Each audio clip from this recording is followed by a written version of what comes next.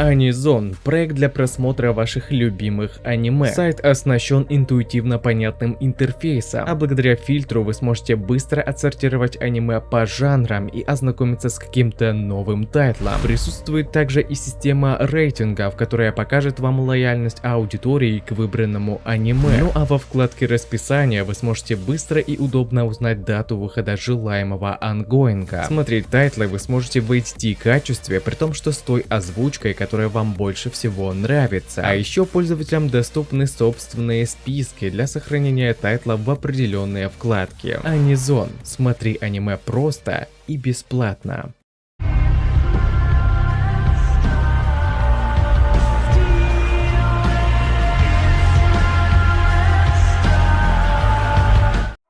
Сегодня мы разберем 345-ю главу манги Черного Клевера, где мы столкнемся с истинной причиной, почему Аста не может стать сильнее вопреки его таланту, а также увидим невероятную силу пятого мастера Ки из 7 драконов. Здорово, ребятки анимешники, у микрофона Зик, а вот ребята, которые оставили свой коммент под прошлым роликом. Ну а мы начинаем.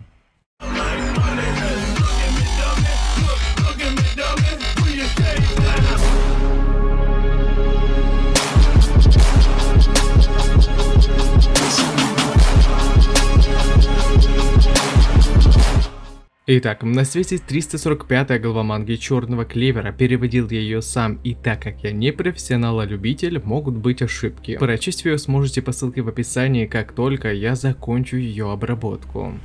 Изначально нам показывают момент после того, как Рюда остановил сражение Ичики и Асты. Там же Сёгун поведал причину всего этого. К стране восходящего солнца приближается опасный враг, и поэтому он вместе с Ичикой идут, дабы подготовиться к сражению. Астер также рвался им на помощь, однако, по словам Рю, он был еще не готов. Плюс его тренировки были еще не закончены, но Сёгун не отказывался от помощи парнишке. Напротив, говорит, что им еще понадобится его сила в этой битве. Вот только полезным он станет лишь тогда, когда успешно завершит свою тренировку и осознает, как ему воплотить свой идеальный Зетен. А пока Астериксу предстоит морально подготовить себя к предстоящему поединку, поскольку его оппонент будет даже более энергичен, чем Ичика, при том, что он назвал себя сильнейшим среди всей семерки. После нас непосредственно переносят к месту проведения тренировки, где противник просто нещадно щемил силой главного героя. Он буквально не оставлял времени, дабы перевести дух, постоянно атакуя и проводя штурм, заставляя паренька только лишь обороняться. Но даже в такой сложной ситуации Астер не бросает возможности воплотить свой Зетен, однако таковым его пока еще нельзя было назвать. Скорость этой атаки была настолько медлительна, что противнику попросту удается увернуться, проводя после жесткую контратаку, вдавливая паренька в бетонную конструкцию. Данный мастер из 7 драконов не особо горел желанием нянчиться с чужеземцем, поскольку хотел как можно скорее присоединиться ко всем остальным на поле боя для защиты государства. Но раз уж это была личная просьба Сёгуна, тогда ему оставалось сделать все как следует, чтобы принести результат. В свою очередь Аста был просто поражен, насколько этот противник был непробиваем и невероятно силен. Говорят, что ему никак не удастся сравниться в исполнении Зетена с таким, как он. Его попросту ничего и ничто, что перепробовал Астер, не останавливает, а его атаки были жесткими и вовсе не казались аккуратными. Ведь благодаря технике еще одного присутствующего здесь мастера с кошечкой на плече, можно было не сильно заморачиваться о повреждениях. Йодзюцу этого человека заключалось в том, что во время игры на музыкальном инструменте все раны его товарищей постепенно затягивались, а тело при этом получало заметный прирост энергии для продолжения боя. Видя упорство Асты, мастер начал понемногу понимать, что именно Рю увидел в нем такого интересного. Но если все будет продолжаться так, как и сейчас, то такими темпами Зетен Астера никогда не сможет стать полноценным. А все потому, что наш парнишка, хоть и сам это отрицает, колеблется в своих решениях. Ведь его катана не станет лгать. Мастер видел нерешительность Астерикса использовать свою катану должным образом, а это в свою очередь говорит о том, что он сомневался в собственной вере. Это и есть то, чем так кардинально отличается Астер от своего оппонента. По его словам, в мире не было ничего такого, что не смогла бы разрезать его катана, и все, что встанет перед ним, тут же будет рассечено, после чего, проводя технику Зетен, мастер в буквальном смысле сокрушает все, что было перед ним, нанося увечья Асте, несмотря на то, что в момент удара он все же поставил блок. Это и есть истинная проблема главного героя. Один из 7 драконов верит в свою силу и принятые им решения, а вот Аста колеблется. Данный факт действительно заставил его задуматься. Из-за прошлых событий он действительно колебался в своих нынешних поступках. Астер никак не может одолеть посттравматический синдром, полученный после сокрушительного поражения от руки Люциуса. И тут больше терзало ему душу не проигрыш, а то, что он не смог защитить дорогого себе человека. Он был нетерпелив и считал, что больше не сможет стать сильнее. Ему не удалось победить Ичику, а значит, не удалось доказать невиновность капитана Ями, которого он уважает. Реальность заставила Астера понять, что если он останется таким и дальше, тогда ему не удастся достичь даже своей главной цели, а именно стать королем магов. В этот момент ему наконец-то и раскрылись его сомнения. Аста задумался, а что если бы в тот момент на его месте оказался Юна? Возможно, у него бы получилось спасти сестру Лили и получилось бы победить Люциуса. К тому же он первый дошел к титулу великого магического рыцаря, и даже сегодня Юна продолжает становиться все сильнее и сильнее. Тут заметьте, как Астер изобразил в своем сознании своего друга. Картина была в точности как с Люциусом. Неужели помимо злости на самого себя он затаил обиду и на Юна? Возможно, сомнения Асты зародились не после явления антагониста, а раньше. Ведь за целый год ему не удалось достаточно продвинуться в использовании силы дьявола, ибо пока Аста смог увеличить длительность режима ассимиляции путем снижения его мощности,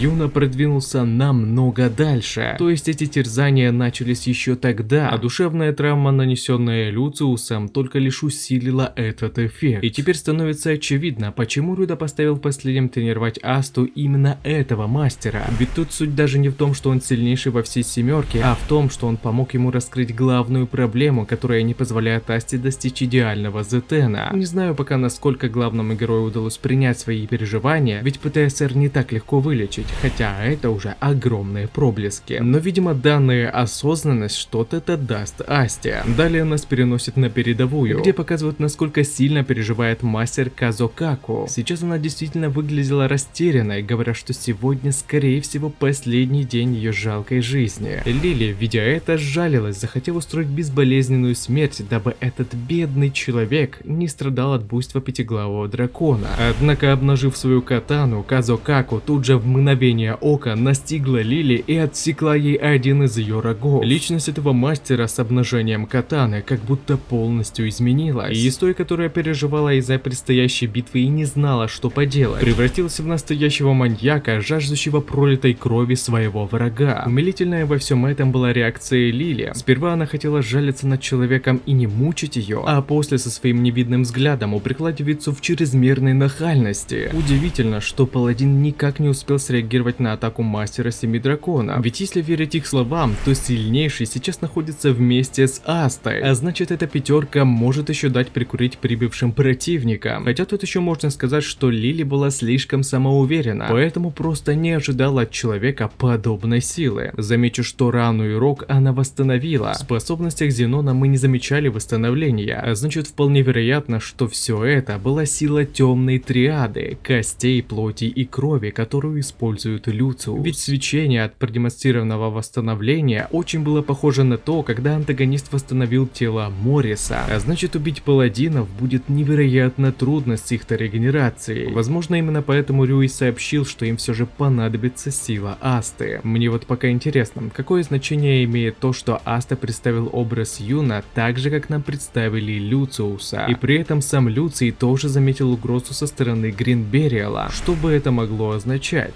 Так что хотелось бы услышать ваше мнение на этот счет.